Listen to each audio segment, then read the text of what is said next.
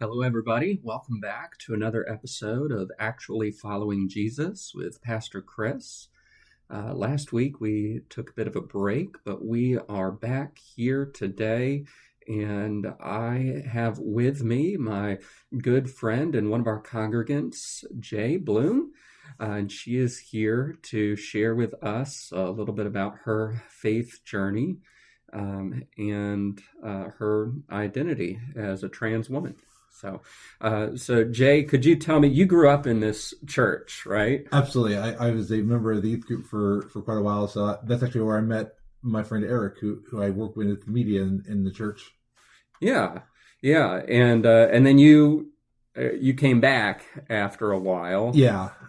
What inspired you, I guess, to come back to church?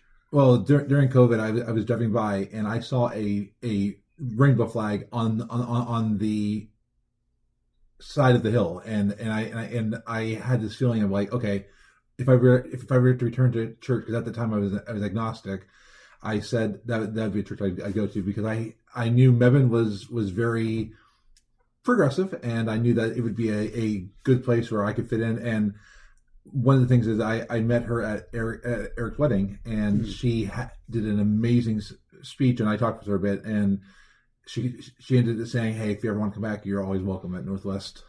Oh, fantastic, yeah, and so you identify as trans. Could you tell me a little bit about um, how you knew, kind of your journey growing up, and just explain to the listeners what that means, what that looks like from your perspective, I guess. So I'm a trans woman, and basically, when I was 4, I knew that I was a girl, and I knew that who I was on the outside didn't resemble who I knew I was. I told my family and got the "You Can't Challenge God," and from that, it was one of those. I shut it up for a while. It got me really fundamentalist thinking for a while, that like I can't challenge God, that everything had to be one way. But then during COVID, I knew there was something about me that I was just fighting, and that part of myself that I was fighting, and I started doing a deep exploration, and I finally realized that I had to come out as trans.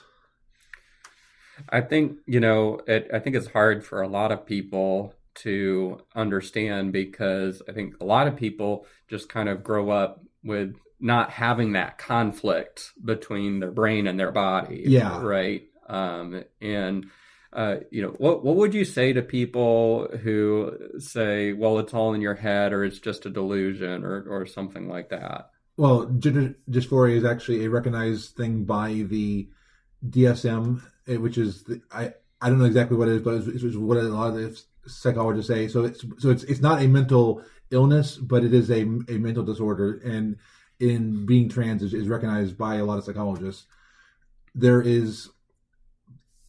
It's definitely a lot of, you have to trust your feelings, and I grew up in a system where I was told that you can't trust your feelings. But the more I've gotten older, I realized that our feelings can be a guide. Sometimes it can be a guide on when things just don't feel right, or and a lot of what people say of like, listen to God, is sometimes listen to how you're feeling. If your instincts say don't do that, probably shouldn't do that. So a lot of it is getting in touch with my feelings and realizing what feels right. And since I've been identifying as trans, things have been feeling right. It feels almost like you put on that proper pair of socks, that like you've been missing socks all your life, and then you put on that one pair of socks and it just feels good. And I think some people would say that that's a process of discernment, that is wholly in line with our journey of faith, is discerning what God's calling is for us, and who God has called us to be. And one of the problems that is faced a lot is a lot of fear. There's a lot of fear of the unknown. I've had different accusations kind of labeled at me, that one of the biggest ones is in a church or in a group setting. People think that I'm here just to get with kids and all that. It's some of this fear, some of this fear mongering, and trans individuals are currently being attacked the most right now by our political structure, and it was definitely tough this last political season, having relentless commercials just talking about how I don't exist or how I'm not valid. And it is definitely one.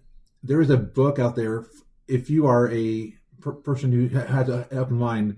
It's called Transforming, and it's really good about how you can be a trans Christian, and how it's actually not in opposition to the Bible. There's an article, and I'll send this to Chris and have it in the show notes, about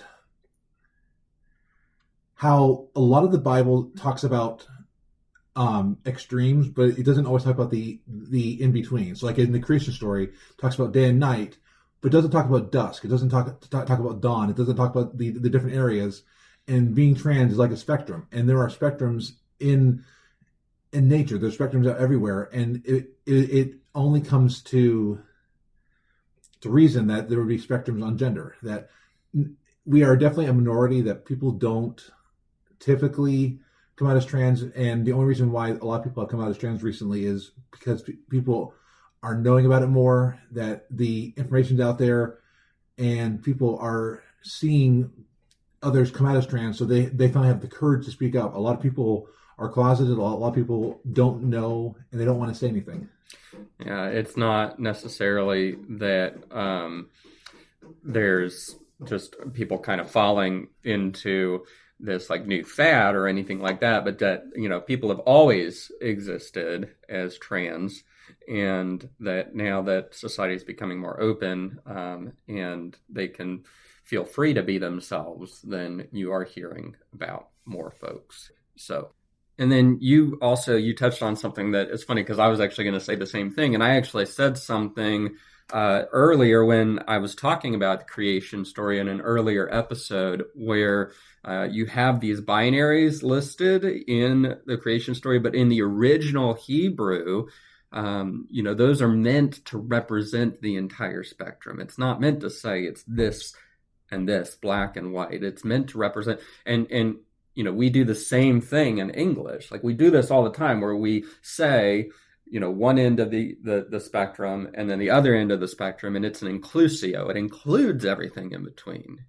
Well, and one interesting thing that when you look at colonization, which is basically when English settlers went into a foreign country and forced them into their roles, a lot of foreign cultures, at least foreign to us, had different aspects of gender. That, like, for instance, indigenous tribes have two-spirit, and there's a lot of cultures that have been forced to go into man or woman, but they have different types of gender, or even sometimes agender or genderless beings in different cultures. And as you look into colonization and you look at how we've tried to force people into boxes, we've removed a lot of the aspects of what it means to be trans. There are tribes out there that, for instance, used hormone replacement therapy to start like feminizing or masculizing some of their individuals. And if you look in the early church, there are some saints who, one saint in particular had breast surgery, and there's a lot of saints who have undergone trans surgeries or trans procedures as either monks, and they've been erased from history, or we just don't talk about them. Mm-hmm. And the science also, because people often like to say, well, follow the science. Well, the science tells us that there are multiple chromosomal variations as well, and it's entirely possible for people, to be born, say, XY, but have, present as female, or have female characteristics, and vice versa, and that kind of thing. And I'm not saying that is all trans people have those chromosomal variations, but just that when people say follow the science, well, the science is also not black and white, XX versus XY, So just kind of to switch gears a little bit, I wanted to ask you about, and you've talked a little bit about it, but sort of about your faith journey in conjunction with coming out as trans, growing up in this church, and with your family dynamic as well. Can you talk a little bit about your faith journey up until this point? So when I grew up, I was very much in a binary state of, again, there was good and evil, but there was no in between, and that people had to think one way. I used to think that everyone thought the same way, and it was part of when I was 4, being taught that you can't challenge things, you can't have doubts, and it did lead me to very fundamentalist, conservative aspect. You can be a conservative Christian, but I was very fundamentalist, and I was very opposed to any opposing viewpoint, which is quite radical. When I think about who I am nowadays, I'm very progressive. But when I realized I was trans, I started to doubt that God existed. I started to doubt that I could be in harmony with God. And one of the things that I found was the church I was going to basically said I would be more comfortable elsewhere. And that's when I decided to become agnostic for a while. But I was missing something. And I'm very much open to a lot of different faiths, and I'm very open to but I found for me that Christianity kept calling to me. But the God that I found is a God that loves you for who you are, doesn't want you to change, and that we've focused too much on the wrong types of sins. We've focused too much on identity sins or sins of someone's sexual orientation. We focus too much on whether someone practices purity, whether someone does this or that, but we don't look at if someone's a liar, if someone is doing right with their business practices. How are you treating the poor? There's a lot of things that we don't look at, and we only look at these very superficial things that are really fear-based. That there's a lot of fear of the unknown. For some straight people, there's a fear of gay people, of bi people, and there's a lot of fear, and we use that, and we say that whatever we don't agree with, that must be a sin. So I found that God doesn't care about your identity or your orientation. He cares about who are you, and how are you treating this world? How are you treating other people? Yeah, I think you're right. I think the church is too often, focused way too much on people's bedrooms. And it's funny how they, I think, will call out like perversion and that kind of thing. And they're so focused on sex, and they think that, we need to not be sexual beings, or that, we should be ashamed of it, or that it's, it should only be reserved for, a husband and a wife in, away from prying eyes. And let's just pretend that it doesn't happen. Right. And they're so focused on sex. It's like, okay, who's really the ones that are, sex crazy, Exactly. I mean, because, Jesus, he talks about divorce, and in that context, and I'm divorced, right? And so I've had a more open mind on this since going through my experience. But I think really what Jesus is trying to say is to not be flippant about our relationships, and, to not just dismiss somebody because we found somebody that we think is better, right? And I think especially in the cultural context that the husbands were doing that a lot. They were just, discarding their wives because they could, and getting somebody new. And that was sinful, right? That was wrong. But then the only other thing that he says about sex is he says, do not lust. And I see that primarily as, okay, don't treat somebody, a human being, as an object. Don't objectify somebody, right? Absolutely. And those are the only two things really that Jesus has to say about sexuality. Everything else has to do with power and wealth and status. I mean, the three things that I keep on talking about in this podcast, is, and you're right, the church often doesn't say anything about that, because the church is one of the biggest sinners in that regard: power, wealth, and status. Well, and if you look at some of the Old Testament, when they talk about what we always look at as the anti-gay scriptures or passages, if you look at the actual context, sometimes it was about pedophilia, that like an adult should not be with the kid,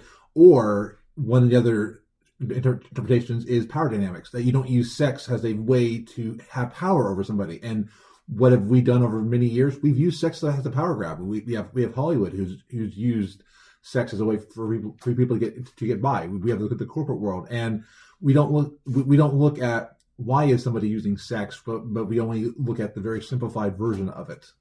And we definitely need a better sexual ethic and to advocate that in the church. But I want to ask, so, you said that people have fear of the unknown, and I think one of the main things that people will accuse you of unjustly is being a sexual predator. Oh, you want to go into the other bathroom, right? Whereas from my understanding, it's actually statistically a lot more unsafe for you to go into the men's restroom than for somebody else to have you come into the women's restroom, right? Absolutely. And there's even been studies that have shown that a lot more trans individuals will get attacked for being in the perceived wrong restroom. And there's a lot of it is like, trans people, we just want to pee. We just want to do our business. And if you even look at bathrooms in general, there is a episode of the podcast 99% Invisible that talks about bathroom theory and why we have public restrooms the way that we do. And a lot of it goes back to very antiquated ideas.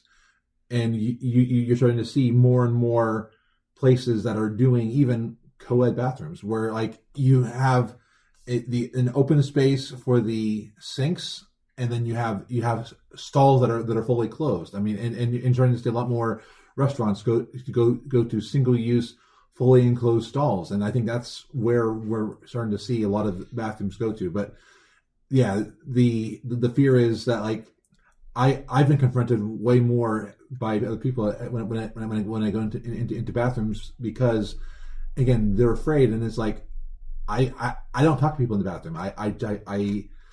I very much just want to use the facilities. Yeah, when I was in college, my freshman year, they actually had to renovate the men's bathroom on my floor, and so they just made the women's bathroom co-ed.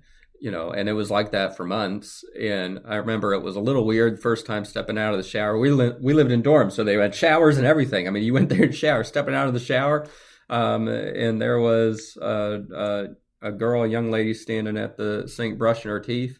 I was like, well, I've never experienced this before, but you know what? We're all just in here to do what we need to do, like brush our teeth or use the shower or use the bathroom, go to the bathroom.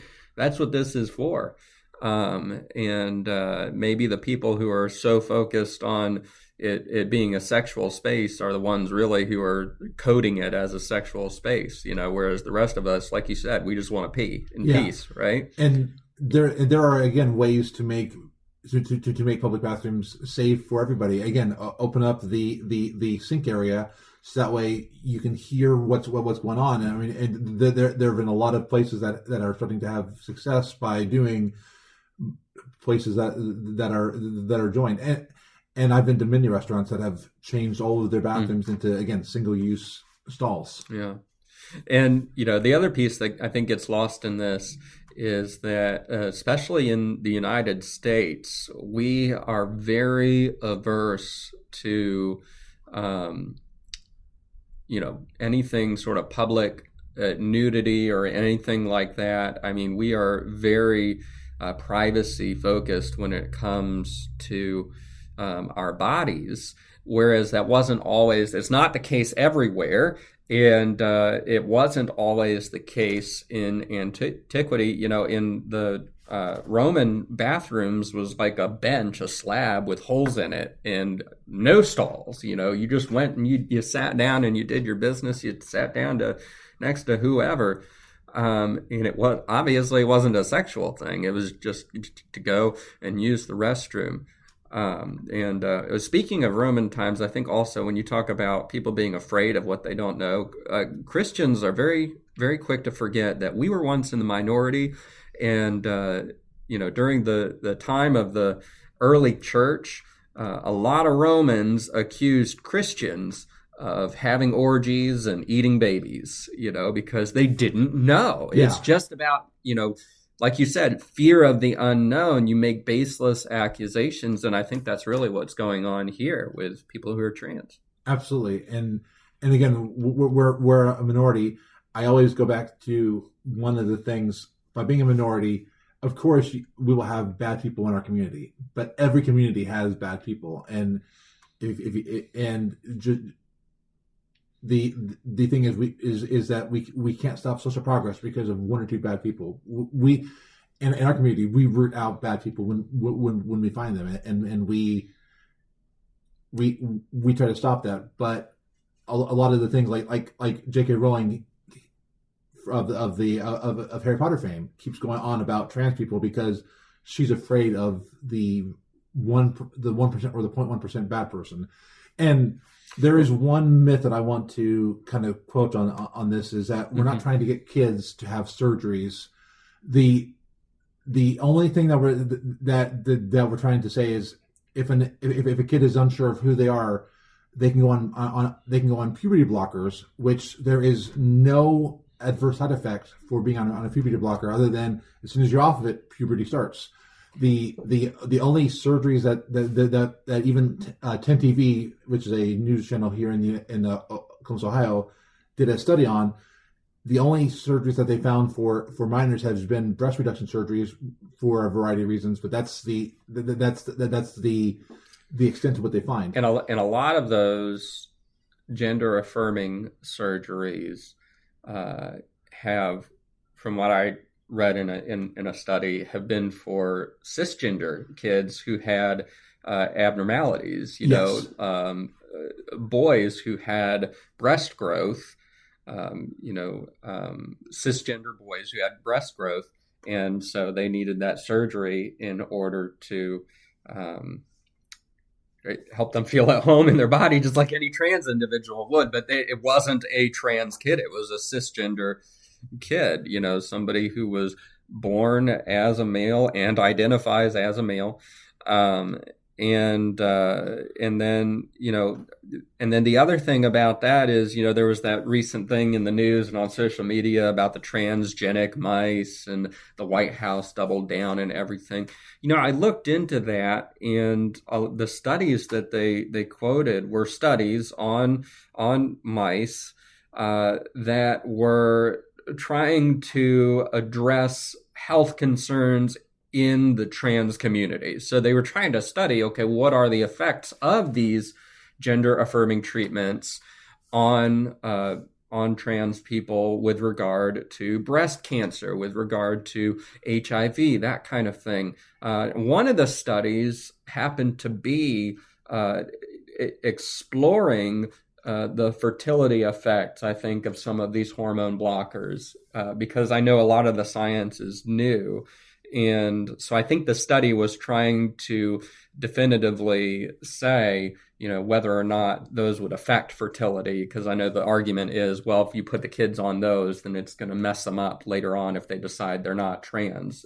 And so that was what the study was trying to figure out. Incidentally, that study was first approved and funded during the first Trump administration, even though the White House tried to claim it was, a Biden wasteful spending. And so, I think part of a secondary effect of this defunding going on in the government is to take away those studies where we are trying to understand a little bit more about the treatment options and how that would affect individuals and kids, teens who are questioning, who, may want access to these treatments so that they can feel a little bit more at home, feel like they have the right pair of socks on, to use your phrase, because what I understand is that, and thank goodness this wasn't something that happened to you, but